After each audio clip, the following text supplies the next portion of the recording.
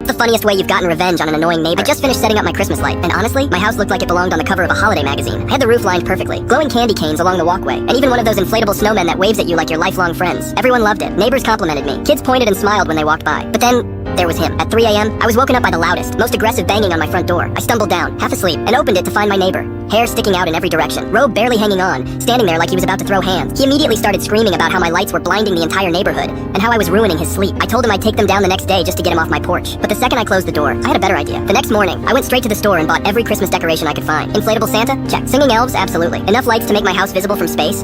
Oh, you bet. By the time I was done, my house didn't just glow, it radiated. It looked like Santa's workshop had been dropped from a plane and landed right in my front yard. That night, I waited. Sure enough, around midnight, I saw his porch light flick on. But instead of knocking, he called the cops. I watched from my window as 2 officers showed up. My neighbor ran out in his pajamas, pointing at my house like I'd committed some horrible crime. The cops turned to look at my house. They stared for a second. Then one of them started laughing. The other gave my neighbor a pat on the back and said, "Buddy, it's Christmas." That was the last time my neighbor bothered